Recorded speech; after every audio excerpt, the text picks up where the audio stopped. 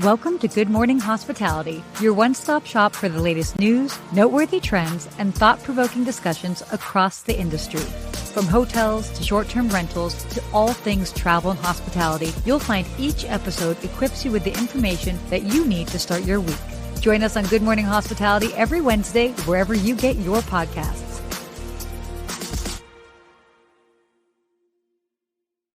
Oh, good morning. We are live. Things are just fun. Good morning, Sarah. Man, behind the scenes today. Very exciting. I wish viewers, we got to do behind the scenes show one time. Oh, why? So they can hear everything that happens behind the scenes? So good. That's the best. But man, what a good week. We're both back in our offices. I felt like you for a minute. I was like a little travel influencer for a couple of weeks. Yeah, you were on the road. How'd you like that? I liked it a lot. Listen, I loved Fredericksburg. I tell you, it wasn't just because I was sitting there with Ben Wolf, our co-host from last week, but that place built is really cool and special. I know our producer Will Slickers has seen his new one, but we went to both and really awesome. But just seeing new towns. Yeah. I do have to say one thing because this is crazy. We were in Austin, Texas on Tuesday and Wednesday. Yeah. It started to pour rain while we were there. Mm-hmm. And Ben was like, yeah, sometimes it rains really hard here. And then there's like these flash floods that happens every once in a while. And then what happened in Texas Hill Country happened this week. And I'm just like, my heart, I know for all of us, our heart goes out to all of you in the Texas Hill Country. Because I was 5 minutes from there. And it's just crazy what ended up happening with so many people passing away. So, I hate saying it, but like our thoughts and prayers are with all of you. If any of you are from that area, it's crazy. But it's a beautiful place. And I hope people go back and continue to support that area of the country because it is an awesome spot. Yeah, it's a reminder when it comes anytime you've got natural disasters, how quickly things can change. And as prepared as we seem to be, I mean, it's always a challenge, and time is I think the biggest challenge in combating any of those situations. So yeah, definitely crazy to see, and sending our best obviously to everyone there that's going through that. That's just wild. We'll bring some joy today to everybody else. I hate to start on a little bit of a downer, but I was just there. So it's just a crazy. No, it's very real. Well, wait, I actually have some news that I didn't say beforehand. So this is going to real-time surprise everybody, real-time surprise. So I was supposed to be home for 3 weeks because I've got some work to do. I'm working on book number 2, all of that. And it's naturally very challenging to write when you are zigzagging all over the place because it's not just the travel that I'm doing, but I'm managing multiple aspects of my business. So it's a lot. But I booked a last minute trip this weekend and I'm leaving tomorrow. And I'm going to Cairo. So, but wait, it gets better. So, for those that might know or don't know, my last continent is Africa. And it's so weird because it's like I grew up in Saudi Arabia. I lived on the Red Sea, literally right across the Red Sea from Africa. Never have been. I've been to Antarctica, not Africa. A friend of mine was like looking to do something. She was like, well, what if we go somewhere together and we go and check out Egypt and the pyramids? And I'm like, maybe. Tell me more. We found a flight on Air Italia that has a 10-hour layover in Rome. So we're going to leave tomorrow. We're going to have Friday in Rome. We're going to go to the Colosseum, one of the world wonders, get some pizza, get back on the plane. And then the next day we will be at the pyramids. So we will be doing 2 world wonders in 24 hours. And we will be back in Los Angeles on Monday afternoon. Wow. I love it. What an inspiration here, Sarah. You've been inspiring me to go travel more. This is like that. Amazing. It's like that guy we were just talking about on TikTok, right? Like it's a day trip from New York. Totally. And here, that's the whole thing. It's like, by the way, this is, I feel like sometimes people think, I could totally see you doing that. This is definitely pushing myself outside of my comfort zone. I travel a lot, but it's planned. It's for work. This is something that we're kind of doing on our own. And to do it like that, but I'm also like, YOLO. Let's do this. Inspire the viewers, make it happen. Go do these trips. We see Jeremy saying Cairo, safe travels. Yeah. Yeah, exactly. This is fantastic. I can't wait to hear about your experience. World wonders are a must and a bucket list for me. There you go. There you go. Inspiring us. We will have a Be lot. the title of something. Your article, 2 World Wonders in 24 hours. That's right. Yep. Good blog post right and my last continent. It's going to be great. I'm going to be a new woman by next week. Come back safe to all of us here. Okay. Make sure you're good. We'll be doing a live broadcast from the base of the pyramids next week is what it sounds like. Hopefully I'm home. But yeah, we'll see. Oh my gosh. Ooh. Make sure it's not frozen. Go back into that kitchen and make sure they're not giving you frozen pizza. Oh no frozen pizza. No way. But yeah. Anyway, so there you go. That was a nice surprise. So that's what's going on. That was great. And I just want to give a little quick shout out. I just gave a speech to the class at Les Roches, right? Les Roches Hospitality School.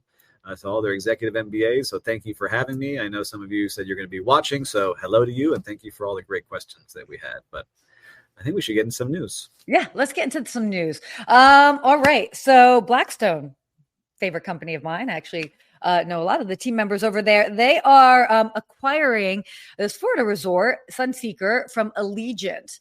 And this is, I mean, for those that know Blackstone, obviously they've got a very expansive portfolio, but this is actually kind of interesting. I mean, the sale actually kind of came after the resort had kind of faced some financial struggles last year following its opening. But yeah, despite that, I mean, Blackstone's like, no, we want to kind of go in on this.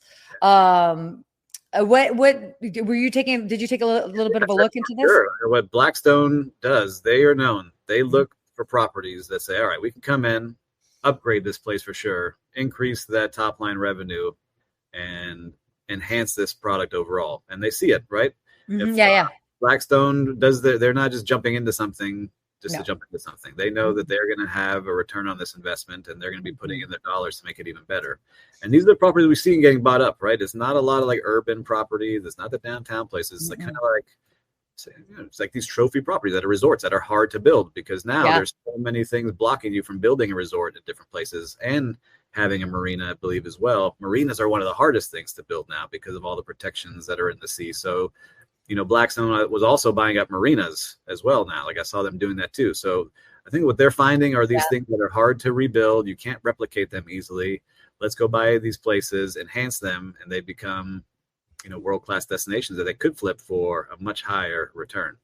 And we've got, I want to give a shout out to Christelle. I know we put you on there, but excited to hear about your trip. I know you're going to some beautiful national parks. She can't wait to hear about Cairo. Yeah. And hello from in Idaho. Very nice. I have not been to Idaho, but I'm excited to visit one day. I'm going to make it to all 50 states is one of the goals. Ooh, I like this goal. Well, and by the way, I used to work for a Blackstone property, so I'm rather familiar with it on that level, among other ways that I've worked with the company. But yeah, it is interesting. I mean, again, it's like whenever they're kind of investing in a property, I mean, there's definitely a very specific plan for it. And in this particular article, we've talked about this before, but I just always love hearing this because it just reminds us everybody's doubling down on multi-generational travel, sports tourism, and any sort of properties that really feed into that. I mean, it's a promising future for those type of properties and that type of travel. So, yep, I agree with you. And I think you're starting to see it too with our next story. Yeah. Right? Oh yeah. Our dear friends over at Hyatt.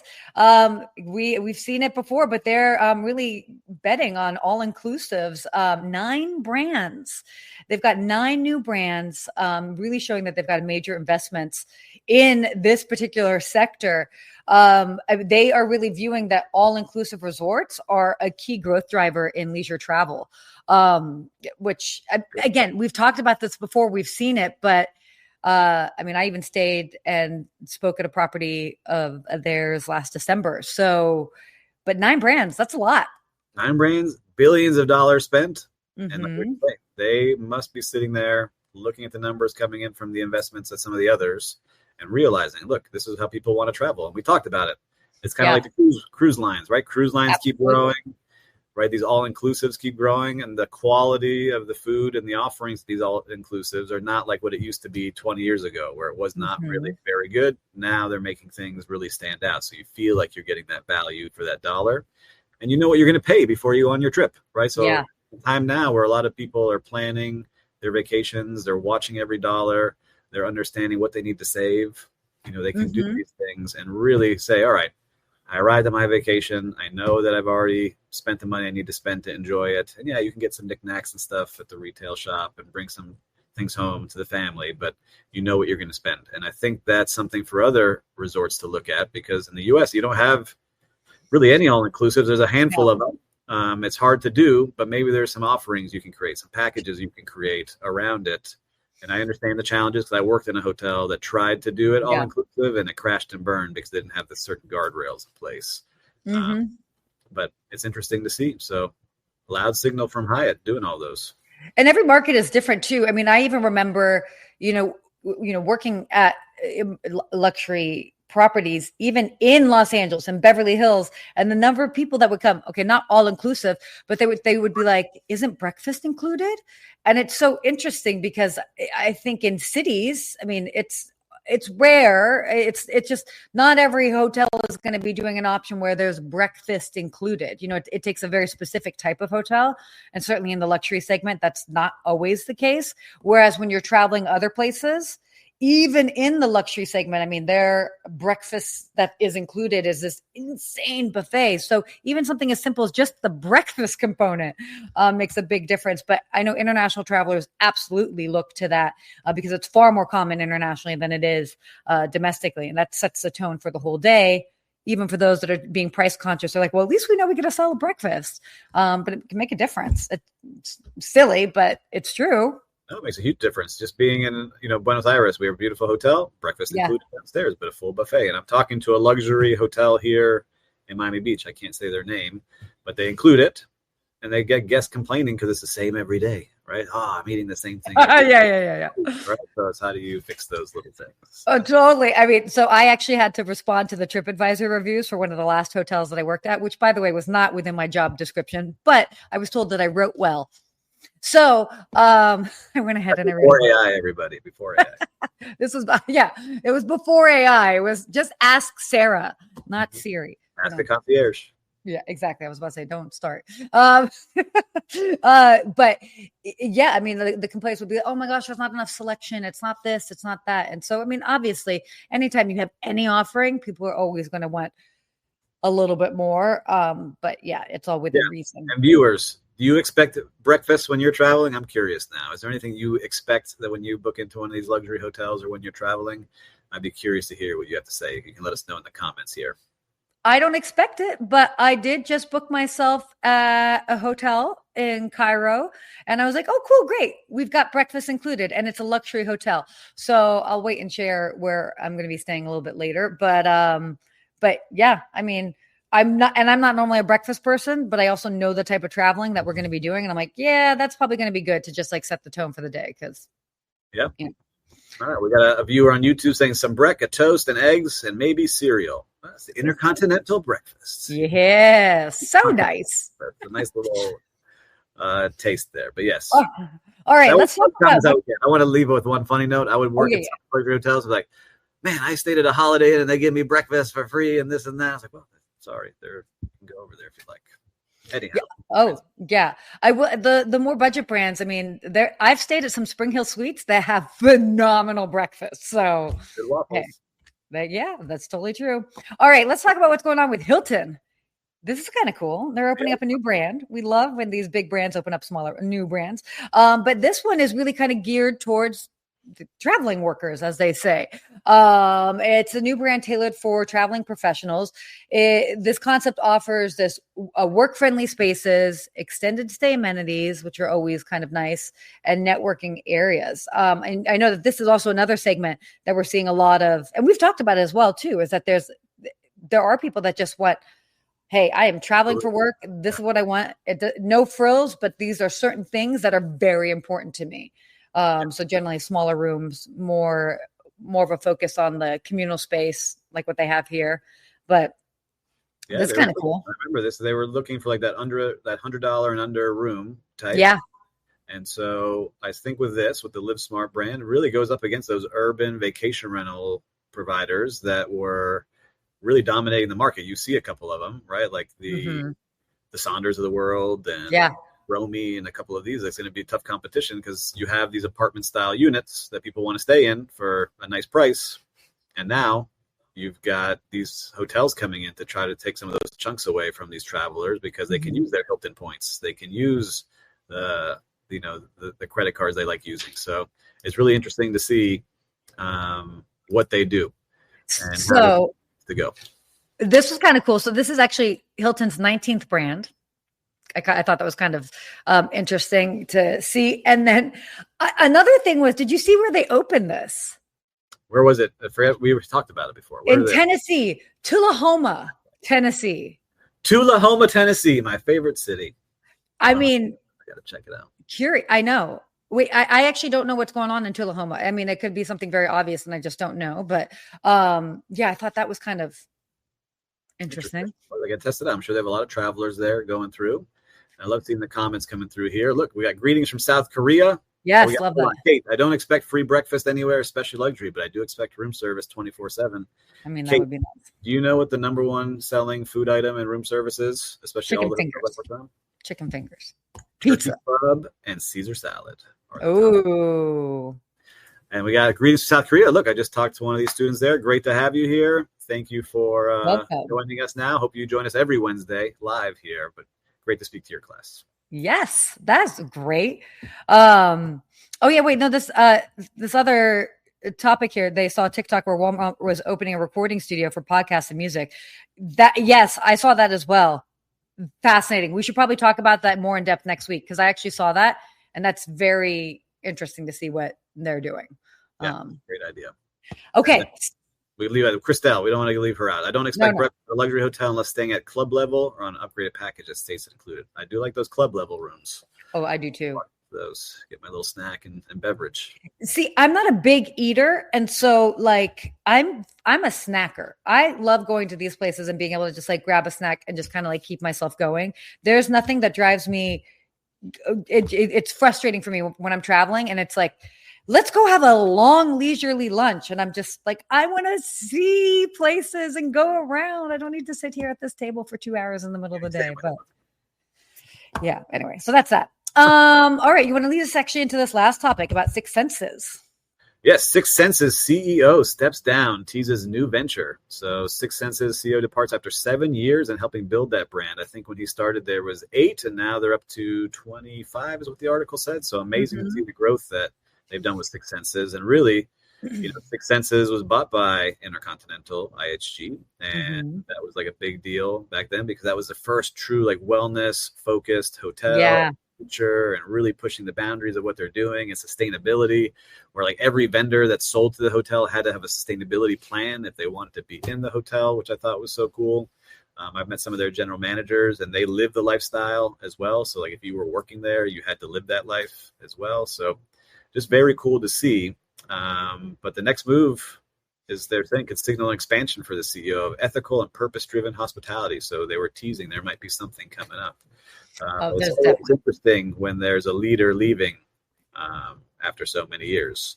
Yeah. What do you think about Six Senses? Have you stayed at one? I don't know if that's been in one of your travels. No, I have not. I have had clients stay at Six Senses resorts, and they've absolutely loved it.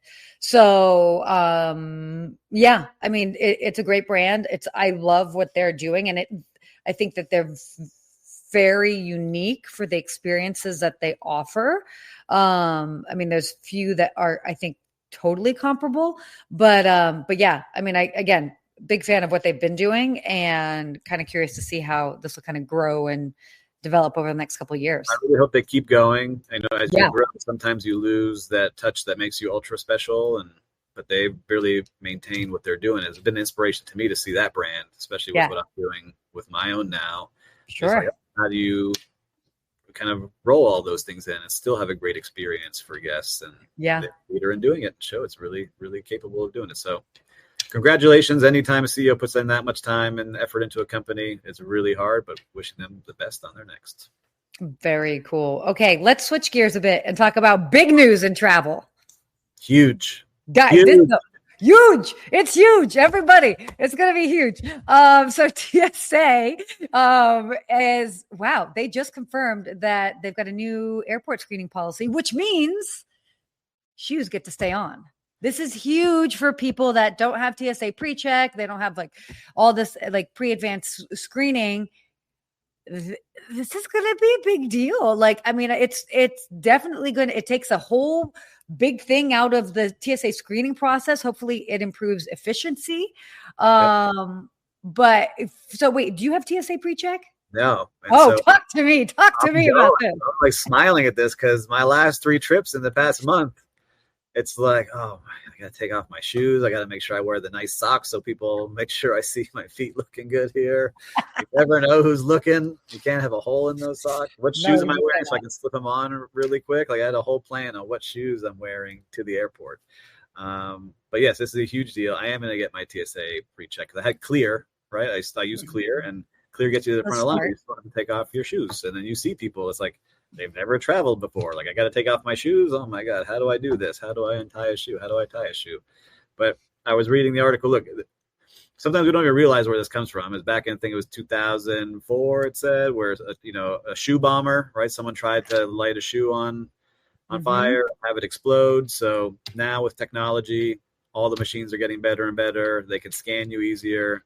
Even the new machines that you're putting in your luggage, I feel safe. I'm glad. I'm happy to do it so our planes aren't exploding and we get to where we need safely.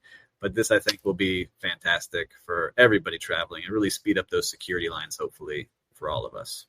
Yeah, I have a lot of thoughts on this. I mean, I had to take off my shoes last week because I have a permanent bracelet that's on my arm that I've worn since I was 5. Fun fact. And so back here, this is can you hold this up? I don't believe this. Let me see this. Wait. Yeah, I just took off a thing. So yeah, that's this bracelet I've had on my wrist since I was 5. It does not come off. It's 22 carats, so it's malleable. Wow, I really just had this other thing on my arm that was cutting off circulation. But yeah, so I can technically it's not perfectly round, but it's this is a crazy stat we're just learning right now. Well, you didn't. I guess we haven't talked about this. Yeah. So this bracelet does not come off. I've had it since I was 5 years old. And so I'm at the airport every week, sometimes several times a week. So I wear a very specific clothing when I travel just to minimize the chance of setting off the alarm. Sometimes my Apple Watch sets it off, sometimes not. Now I just ask before going through. I was like, will this set off the watch? And then they'll tell me yes or no. And then I can either pass it to them. But I say this because this is the part that drives me crazy, is that I might not set it off in LAX when I leave in the morning. And I could have somewhere else where I have to go through security on the way back, and I set it off. And so that to me is inconsistent as far as what they're detecting.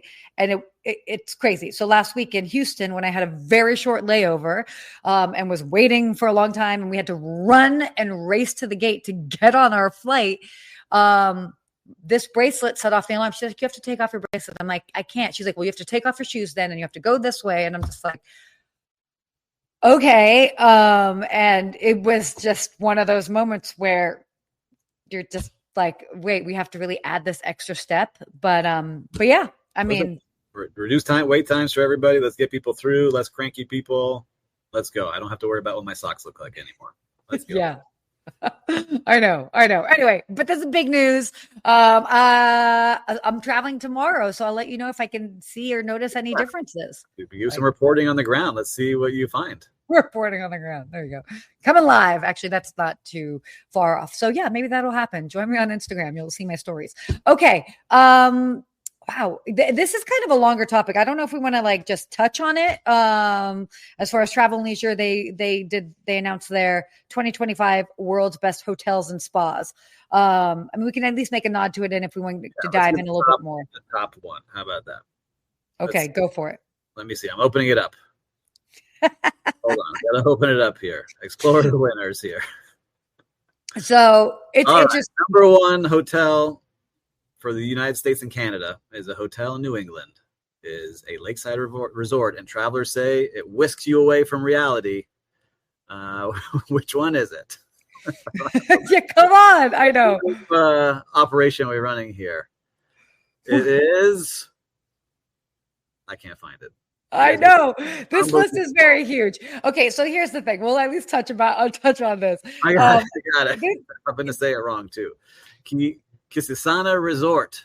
That's all you. Yep. A beautiful place on Lake Kesner in Western Maine. So a beautiful spot. It looks great. It's where, you kind of feel like you got the Dirty Dancing vibes is what it says in the article up there. Oh, so, I love that. Kisisana, and that's where we got is the number one in the United States and Canada. And then number two, some challenging names. The Winnetou Oceanside Resort at Martha's Vineyard, the Nantucket Hotel and Resort, Nantucket. So a lot of stuff up in the Northeast, it looks like. We'll do a better job next time, viewers. I'm sorry. That list is definitely hard to totally pinpoint. But yeah, I mean, again, obviously, huge shout out to anybody that's gotten any of these awards. That's obviously, it takes a lot of time and effort. So congrats to them. Voting. This is voted on by a lot of voting. Exactly. From the We'll do a better job. I'm flagging this. We're going to review this as the top story next time. Okay, let's do our quick real-time recap because I know we're tight on time here. You got a moment? I got it. Let's do it. Okay, great. What have you seen out there in the streets of hospitality? Streets of hospitality. Let me see what I went through here. And I want to find something unique. I didn't stay at any hotels, didn't really do any restaurants this weekend, but I will say a new Whole Foods opened in my neighborhood. Okay. Big opening, music, DJ, giveaways. It's right next to a Trader Joe's, which I love Trader Joe's and how friendly they are in there. But this Whole Foods was excellent. A lot of samples, very friendly people, smiling, guiding you, asking if you could help find you something in the new store. So we always like seeing hospitality in the real world, and I think it just makes things better. I want to see how long that lasts in this store, but they just opened up, and it was a great, great experience. It just shows you. If they could keep that all the time, they got a fan for life in there, but let's see how they do. Yeah, it's interesting. I love that you're bringing this up because I'll in full transparency, I actually spent the weekend hibernating. I'm not a big holiday person, but I use it as a time to really just do my own thing. Know that nobody's looking for an immediate response from me and can really kind of actually unplug from somebody who's pretty much on 24/7. But yeah, I mean, again, it's I kind of was going back and thinking back on all the wonderful places I've been to just even in the past couple of months. And the through line was, for me, what I've noticed, what all of these properties have in common is that everyone just feels genuinely happy to be there. And that's the thing that makes the difference. And I know that may seem like a simple concept, but I think that's something that we just all need to be reminded of, is that when people just genuinely are happy to be there, it sets the tone for a completely different service experience. I was on an airline and you could tell that some of those people just weren't happy to be there. Maybe they were tired, overworked, this, that, whatever it is. But those that could, despite all of that, despite having long hours, despite being the busy summer season, that are still able to just be oh, let's figure this out. It just makes everything different. So if there's anything that you can take away, just try and encourage that into your team members, because that makes all the difference. Really does. I think you said it very well. I think it's a great place to jump into our quote for the week. Yes. Oh, I love this. Tom Seas never made a skilled sailor. From Franklin D. Roosevelt. Isn't that true? That's true. And we were talking backstage. I got a lot going on in my world right now, and the seas are definitely not choppy. Choppy. We got some rogue waves coming through. Oh, whoa. Learning to ride these waves and get to the destination, get through the storm on certain days. But there's a lot of good things, and sometimes you have challenging things in your day. So this quote, I'm going to have to print this one out, just put it up on the wall in front of me at my office. I think it just helps you appreciate when things go a little bit smoother. But again, it's how we navigate the challenges that's where we really learn, because we're having to either be flexible or problem solving, or, how quickly can you return to a calm state after something totally shakes up your world or the service experience, whatever it is, navigating other people's emotions. That's a big thing in hospitality. So I love this. I love this. Like, it's it makes me think too, is like, you start seeing this really when you do things for the first time. And I'm learning a lot of things right now, and some of the things I'm going through in business right now is like, I'm learning a ton of new things. Yeah. It reminded me of another quote I like is, when's the last time you did something for the first time? And so I'm doing a lot of things for the first time. Oh, I love that quote. Yeah. So for that one, I'm like, just popped in my head as I was thinking about this. So for all of you out there, you got 2 good quotes today, but when's the last time you did something for the first time? And I'm doing a lot of things for the first time right now. It's like, wow, it's exciting. I'm learning a lot. How do I continue riding it at a high level? So good stuff. Ooh, I love that. That also keeps your brain in optimal speed. So it helps with neuroplasticity, but that's a conversation for another day. That's for our science podcast that we have over on what network? Oh my God. Love it. Crazy. Well, wow. What a great show today. I know that, we kind of went, we're right here on time for our 30 minutes, but, yeah. And Lou, sounds like major life changes for Steve. There's a lot of fun things and exciting things going on for sure in my world. Yes, which I can't share yet. There's a lot of exciting things happening, even in my world. So, yeah. For all of us. But love seeing all the new names on here today. We saw a lot of new viewers. So always come back every Wednesday that we're here, and make sure to subscribe, comment on this. And if you found anything value, make sure to share it with one of your friends or colleagues. I'm sure they would enjoy it as well. Yeah, absolutely. Yep. Okay. Well, with that, should we tell everybody? Stay hospitable, everyone. We'll see you next week. That's right.